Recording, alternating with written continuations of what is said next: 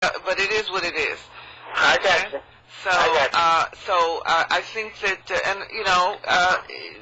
maybe it's just important to sort of sit with that and see if you can accept that there's a harsh reality that even if every black man right now said he wanted to get married and he marched to City Hall, there's still going to be at least a couple of thousand women who are going to go without. That's true. It's more out there than you think, though. So she's got but the numbers. We're working with the numbers. The numbers don't lie, and so we're trying to empower black women and at least give them some options and some another way to sort of look at this and maybe think about it. So that's what we've been talking about today. I hope you got that. Thank you for calling. We have to take a little break, but we are going to come back and keep talking to Karen Longhorn Folan. We are talking to her about Don't Bring Home a White Boy. The number here is 202-432-9487 or 1-800-221-9487. I'll be back in just a moment. Is that all? Ladies, just like that. Go Right, agree. Allow me. The string. Put your needs first. And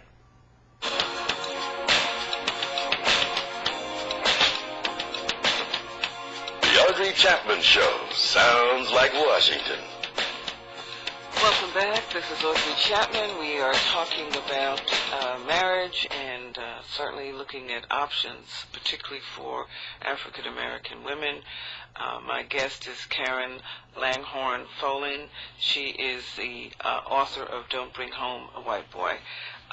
We have been in dialogue with her. One of the things I wanted to ask you, Karen, was how does this affect the children? Because often people are saying, but what about the children? What's it like for the children? And in your case, you married a white man, and then had you have a second child, right? Right. I have a daughter with my first husband who has two black parents, and I have a daughter with my second husband who has a black mother and a white father. All right. So what's that?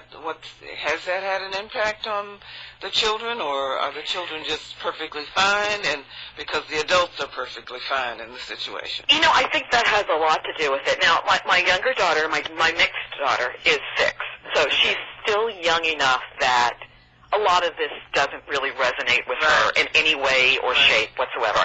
I think it's very helpful that we live where we live, where there are so many children who are mixed in one way or the other. She's not the only one. So it doesn't, they're sort of like, okay, well, that's not that different. I'm not that unique. I think it can make a difference when there is not that comfort level, when there aren't other families with similar compositions, and there is that sense of being different from most other families. But what the experts say about that is that, you know, when the parents make efforts to help the children understand, to have them embrace both cultures and to understand that they kind of have the best of everything, is the way I've heard a lot of parents phrase it, it really does make a difference in helping them to adjust. And for younger kids now, again, 17% of our population is mixed in one way or the other, so they aren't that unique. And the President of the United States That's what I was about to say. These kids now have a biracial president. Exactly. So, I mean, we're living in a time where, yes, it used to be, oh, you're a stranger to both worlds. You know, neither one fully embraces you. But I think now it's like the kids describe it as, you know, I can mix on both sides because I understand both cultures, and that's a blessing and a benefit, not a problem. Right. Well, we are going to try to take, I don't know if we can squeeze one more person in, but I think it would be good to try to, you did allude to the fact that you're curious as to whether the current census is going to show that there are more interracial marriages, and I believe it did. Yes. So I think that there are changes happening, whether we like it or not. All right. Let's see if we can take the next caller. Welcome to the Audrey Chapman Show. You're on the air. Good morning, Audrey. Good morning. How are you? Fine, thank you. Health want to say thank you so much for this timely topic, and thank you for your guests. I am a divorced woman. Okay. And I have finally released the fear of dating outside of the box. Okay. Yay! How old are you? I am 51. Ah, okay. Been divorced for 10 years. Okay. You're in that category Yes. of usually of women that resist this. Yes. Right. Yes, I was very resistant for many, many years. Okay.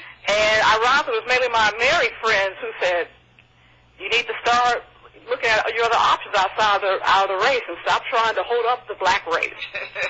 So everything you said has been very timely. Okay.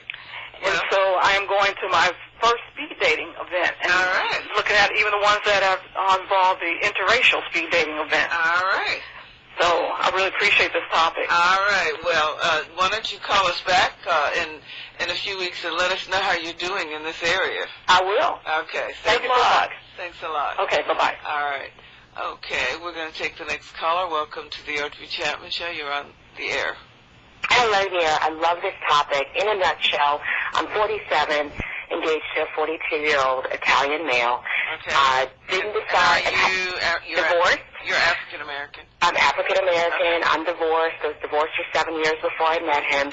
I had reached the point I was tired of dating the PhDs, the lawyers, the doctors, all the men of power who, you know, my parents came out of the civil rights movement. I got him to marry a black guy.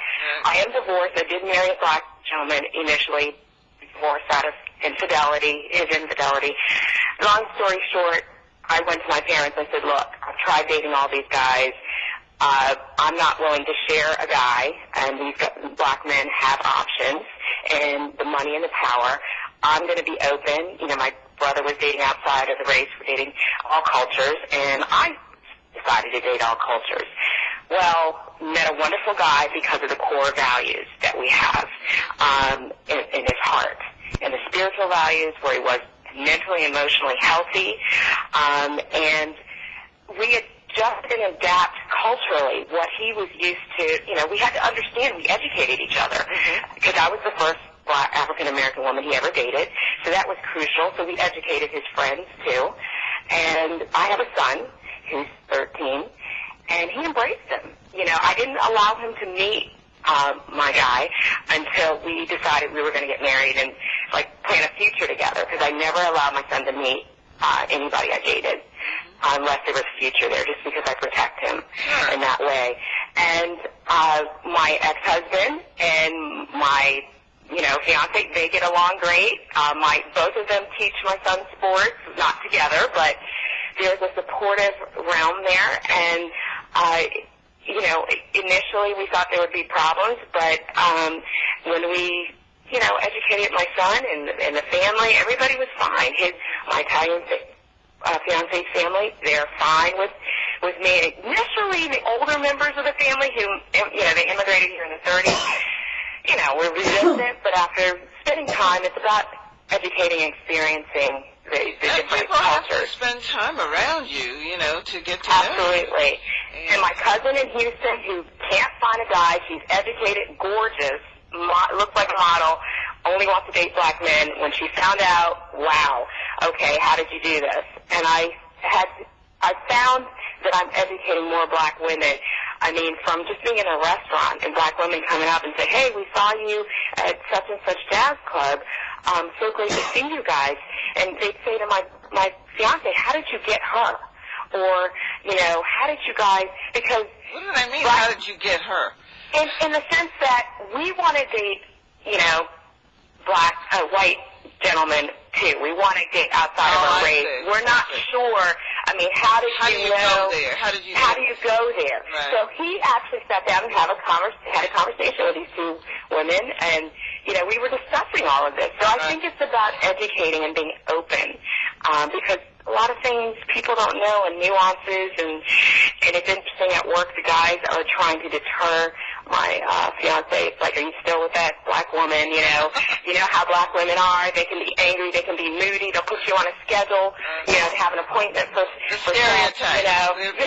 Passing around stereotypes. Yes, and he says, well, I don't believe any of that. We communicate, you know, and that's the basis of the relationship. We respect and honor each other, and that's the key, you know. We don't do anything that's derogatory, name-calling, no. We don't cheat. That was like, we set the ground rules and what we wanted in a successful, healthy relationship. And it wasn't about race. It was about what do we see. And he was one of the first that say, hey, I believe in marriage. He was married 18 years. And it just didn't happen to work out. But, well, I hate to cut you off, but believe it or not, we are out of time. Oh, okay. I really appreciate you sharing your story. I think it really wraps the whole 2 hours up for us. Karen, thank you so much. Karen Langhorne Foley. She is the author of Don't Bring Home a White Boy. If you want to look her up, you can do so. Do you have a website, Karen? I think there's something wrong with the website right now, but you can find me on Facebook, okay. and certainly you can Google it, and you'll find the book and all of the blogs and all those kinds of things. All right. Well, thanks again for being on the show. Thanks for having me. All right. We'll be back in just a moment. This is the Audrey Chapman Show on 96.3 WHUR. Quote, visit Geico. that's 20 the coupons. Catch up and keep instantly. 20th century, approximately 9 out of 10 black women were married. Now, black women are about half as likely to marry than their 1950 counterparts. Ladies, you got to give yourself options. Open up the possibilities. Empower yourself. Think outside of the box. This is the only way that you're going to get a handle on the situation. I want to thank everybody for tuning in this week. Guess what? Next week, the show is going to be Love and Post-Traumatic Stress Disorder and how that can affect your love life. If you want to keep up with my schedule, I do have a bunch of seminars coming up. The first one being October 15th at Mount Zion Baptist Church in Arlington, Virginia. We'll give you more details about that soon. So you can go on the website. Also, I have a list of counselors there. If you want counseling and advice on your relationship, you go to audreychapman.com. You can also call 202-756-5042, 202-756-5042. For update show information, go to the blog, whur.com/Audrey Chapman Show. My producer is Teresa Cowell, my engineer Terrence Jackson. Stay tuned for the Time Tunnel with Mr. C. This week's featured artist, Bobby Womack. I'm Audrey Chapman. Have a great weekend. Let's do this again next week.